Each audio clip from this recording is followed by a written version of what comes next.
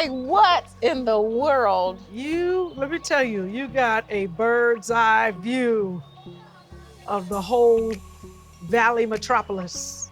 It's incredible Wow. You know why that is? because you worked hard. Well, a lot of people work hard. Yeah. So I'm not going to put it on me. Mm-hmm. To whom much is given, much is required. Mm-hmm. And, when we first started this, I remember being at Michael Jordan's wedding Mm-hmm. and you were DJing, Mm-hmm. and it was the largest outdoor tent that had ever been, I guess, built. Mm-hmm. And Mm-hmm. all the guests went outside and they lifted up the tent and everybody was looking at the stars and it was nighttime. And I remember looking at you, looking at the stars. Mm. And I thought, wow, I wonder what everybody is dreaming of. They're Mm-hmm. probably thinking of whatever. They're dreaming about love, about life, about whatever you dream of when you look at the stars. Mm-hmm. And I looked at you and I was dreaming for your dreams. Mm. I was like, God, make her dreams come true. Mm. God, help her get everything that she has wanted and worked hard for in this business. And it was then that I knew that I was no longer reaching for anything. Mm. I was helping other people reach. So what I think this isn't really about working hard. This is about me seeing who needs help. Mm. I see them. I see them driving in their cars. I see them building houses. Look at that. I can't believe they're building. It's Yeah. like, what in the world is happening here? Right. I see the apartments. I see the homes. I see families. Mm-hmm. Some of them are barely making it, struggling, trying to figure out how to get from one day to the next. So for me, God gave me the ability to see who I need to help Mm. and to never, ever, ever, ever forget where I came from and to never, ever, ever forget that He is in control. Look at this. Yeah. I mean, it looked like Moses and them over there. Literally, that mountain looked like Moses, Isaac, Abraham, Joshua. They all over there praying or doing something.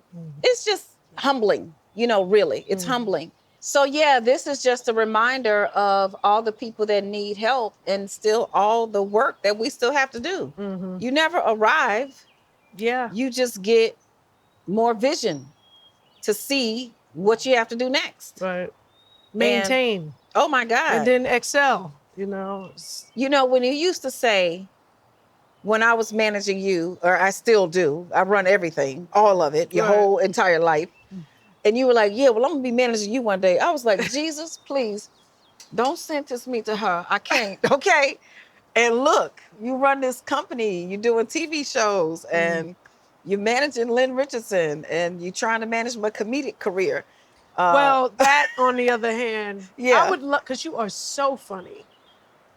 But the world is not ready. The world ain't ready for me. For that type of comedy just yet. They're not ready. We'll keep it nice and easy. I wouldn't have any friends. Nobody would like me. Right. I wouldn't be able to walk Well, a down the bunch street. of people would be laughing, Yeah, but I don't know that the people that love you yeah. would want to be the butt of your joke. Correct. That's why I'm saying I don't have any friends, because I talk about everybody about everything. But it's all supposed to be funny, right? No, No it's all stopping good. sense. What But I will no, say yeah. is working with you has been a great pleasure in the sense of you teaching strategy, you teaching responsibility and accountability. You always say, inspect what you expect. Yeah. So if I give a direction to someone, it's going to be, up to me to follow up to make sure that they did it. Yeah. But when I say follow up, it reminds me of, the trademarking Owning your name. situation, right? Whereas I did not own my name. Mm-hmm. And you saw to it to look into it, to do the investigative work, to find out when it was going to be up for release. Like all of that took strategy. Yeah. It took patience. Yeah. It took accountability because Yeah. you could have forgotten. Yeah. And then it would have fell into somebody else's hands for Yeah. another 5 years. Yeah. And then I'd be waiting some more. Yeah. So thank you very much. That name, MC Lyte, I came up with in 1980, whatever. Yeah. And to not be able to say that I truly owned it. Yes, I used it. And I was, very happy that no one contested that. Yeah. But I see people being contested all the time Yeah. these days. And so thank you. Well, we There you getting it all back. You know, Mhm. that was one thing. We got your website, mclight.com. They wanted like $250 million. I was like, oh no, baby. I got $500, okay? So I'm just gonna wait till y'all fall asleep. And they fell asleep, and I was able to get it on auction. Right. And you know, it's just all been about strategy. But seriously, I people come into this business, the entertainment business, because they want something. And I can honestly say I came into this business to give. I knew that if I gave what I had, first of all, I knew that what I had was rare. And what everybody should know is what you have is rare. You're the only one who's you. And you're the only one who can do you the way you do it. Right. And so I knew that I had something very special to give. And I also knew I had this other little talent tucked in my back pocket called public speaking and teaching people. And I was like, I don't want to do that. You're like, when you go, I don't want to do that. Then y'all start asking me, then I'd cry. And I realized that was my soul crying out to speak because I was trying to squash it. And look what has happened. Look what has happened. Because of it, you have New Wealth University, an Look what's entire happened. school with a student body that is large and wide and crosses many continents. Yeah. It's amazing. I mean, all the great partnerships we have, Mayor and Russell and Valicia. And I mean, you do the voice of everything. You the voice of New Wealth University, child. I'm gonna add that to the list. You know, she voices the Grammys and the BET Awards and the NAACP Image Awards and the Emmys and New Wealth University. And New Wealth University. Put New Wealth University on there first. This is her list that defines who she is. Yeah. But your voice rings truth. And this is the biggest thing about this because, you know, we look at this community. I mean, there's a 5-star big old recreation pool party hall, situation, and we're about to throw parties over there, invite our students and our friends, but then also, you know, have the security and the comfort of showing people what's possible. Because for me, this is not about, oh, I live this lifestyle. No, this is for me to show you what you can do. Because I grew up in the projects. You grew up in, baby, what is New York? Y'all got a bunch of... Not what is New York. What is it, child? This is what I'm talking about. The disrespect. It's not disrespect. The blatant public display of disrespect for my hometown, the Big Apple, New York City. But Jesus. Yes, well, I mean, we didn't call it a project. That's what I was saying. But it certainly was the ghetto. It was the hood. It's the, you know, the east of Flatbush is a place called the 90s. Yeah. And that's where I grew up, Rutland Road, the 2 and the 3 train station, Sutter Ave. Yeah. And so, yeah. It was the ghetto. That's what it is. I mean, to be on the top of a mountain in a home where you have space to grow, to entertain, to teach, to love. Yes. And just to be an inspiration to others is a huge journey from one place to the next. It's all God. Because, you know, I did not orchestrate this. Right. I was never buying anything here for years. I've been here, 7 years now. You're like, Lynn, you should go look at a house. I ain't buying your house. California. And then you call me on in the worst possible time. Yeah. I was During the coronavirus Scrooge. And you came out the house. I could not I was like, stay over there. Don't even blow me a kiss. Baby, I didn't want no blown kisses. Outside you said, I don't want no hug. I don't want no hug. Don't even look at me. Don't even look my way. Because you're going to look at me and be like, oh, we love her so much. Just look over there. Right. Look over there so you don't get tempted. And I told you I would show up, but I really, in my mind, I was like, I ain't going nowhere. She must be crazy. MC Lyte always running around. She needs to sit down, da-da-da-da. And that morning, God said go. So I told Demetrius, I guess he was like, I don't know what to expect from this woman. Are we staying in the house or not?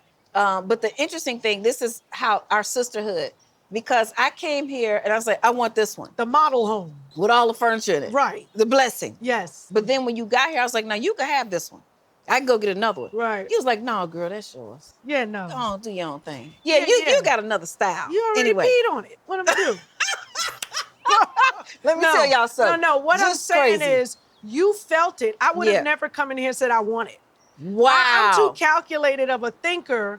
I've got to put much more time into something to see the beginning to the end. Yeah. You see before the beginning and after the end. Wow. And you put it together so quickly that you were like, Oh, I this want is a done this. deal. Yeah, yeah, This done is deal. this So is done. why would I interfere with that? Yeah, well, Yeah. just to let you know, because sometimes people fall out. Girl, I went and told her about the thing, and by the time I got there, she bought it. Now And she you didn't know even me say better nothing. than that. Yeah, but Yeah. still, but Right. I think it's important for people to understand communication is Communication. everything. And when you have everything, you have nothing to lose. There you go. And I had nothing to lose. I had And only neither everything did to I. gain. Exactly. And but it was a blessing to be able to be in this space at the right time. The opportunity of a lifetime must be seized during the lifetime of the opportunity. It will. Had I waited another day, I wouldn't Would have have got been gone. it. Would have been Yeah, gone. would have been gone. Yeah. And had you not had your level of expertise when it comes to mortgages. Oh my God. Yeah. Let me tell you. So half the community reaches out to me for mortgage advice, interest rate advice, when should they lock, so on and so forth. And so without the knowledge that I have shared with others my entire career, I wouldn't be here to share this blessing, which as soon as we started going through this process, we started the Home Buyers Club. Right. I was like, if I have difficulty, and it wasn't because of credit, it wasn't because of money, it's because of the process. It's a system. And I think, unfortunately, our culture doesn't get access to this. I mean, there are African Americans all over Hollywood, but a lot of them don't own. Right. A lot of them are renting, in these gated communities and so on. Many of our friends have said they couldn't get a mortgage, not because they couldn't get a mortgage, but they couldn't break through the red tape of whatever was happening in that particular situation. And so it lit me up. I got on fire. Right. And started the Home Buyers started Club. the Home Buyers Club. So I don't care what your situation is.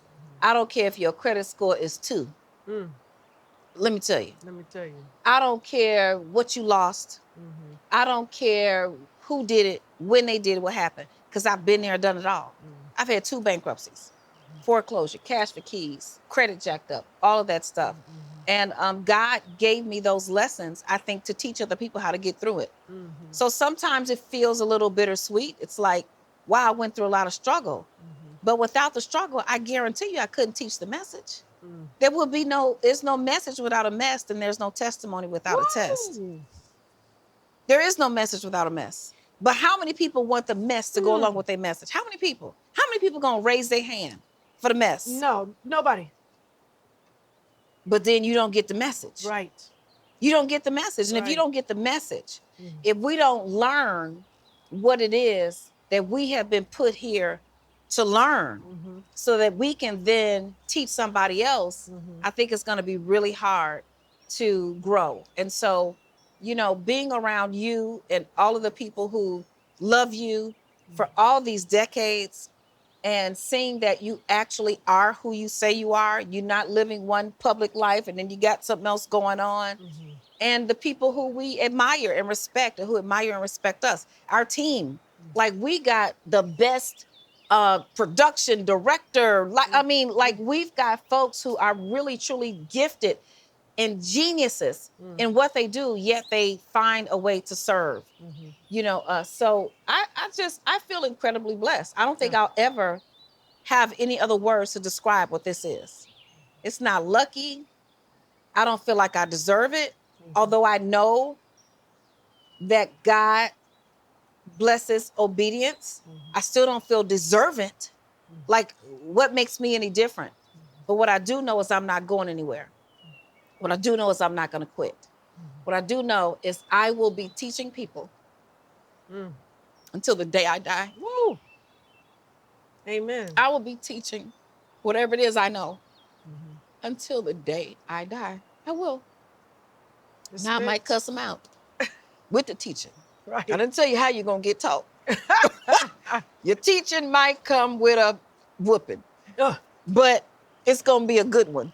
It's gonna be My oldest daughter said to me once, Mom, a good butt whipping puts things in perspective. Oh, from time did to time. she I say said, that? yeah, she actually said it. I was like, I know.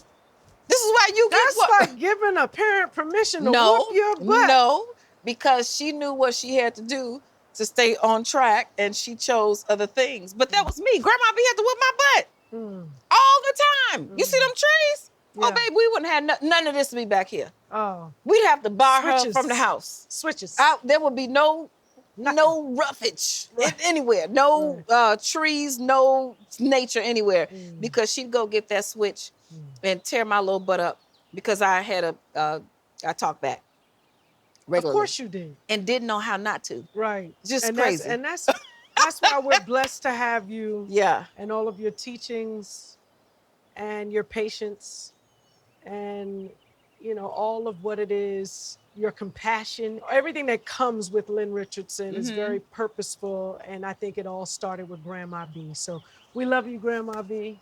Yeah. Rest in peace. Ooh, I think she's smiling down. It started with Grandma B, but let me tell you this. You and Russell Simmons gave me the opportunity to do what I was born to do. Without the opportunity to do what you do, no one ever knows. There's so many people who have dreams, who want to help, who want to serve, who want to give, who want to work in whatever the business is, and they never get the opportunity, and doors keep getting slammed shut in their faces. And you gave me a full-blown opportunity to live out every single one of my gifts and talents, because that was a struggle for me for my whole adult life. I'd go try to work somewhere, then you'd hit the glass ceiling or the brick ceiling. Like, no, you cannot go any further than this. And I remember telling you, I get bored in about 2 years, and I can't do anything about it. Like, I cannot function. And you've seen how I get sometimes when I'm overworked and, just need to take a break. Well, then it's a permanent break if I don't have it in my heart. And so every step of this way, it's putting out your album, it's expanding the business, it's building a management arm, it's representing writers, it's developing TV. The variety of life exists within Sunny Girl Inc., where you can just do so many things, and even your own company. 3L Productions and all of that. So thank you for giving me the opportunity. I think we forget to thank the people who opened the door for us and gave us, I've helped you, but you gave me the ability to help. And that's help. That's huge. That's the biggest help. That's huge. Because people want to help, but if you never get the opportunity to help, the teacher is only as good as her students are learners.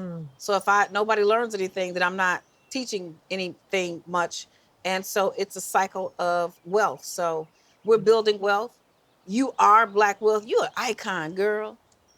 You think I'm an icon? No. Let's see. You on your way. Look, I'm gonna name myself. Okay, everybody. I'm an icon. She's a financial icon.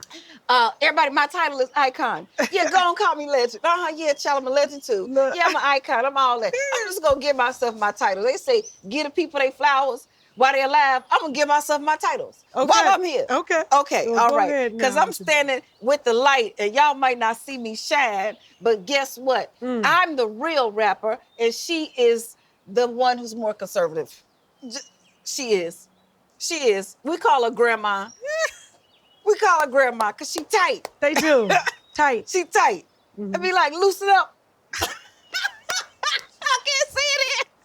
Loosen up. But no, we have a good time. And it's ironic and funny. Because when we travel, Lyte has on little loafers. I got on Air Force Ones, leggings, a blue jean jacket, a Louis Vuitton bag. She got on loafers. She got on her little grandma shawl. No, my little cashmere shawl. Her little cashmere shawl, her loafers. If you we about to start traveling again. Pull them damn loafers out again.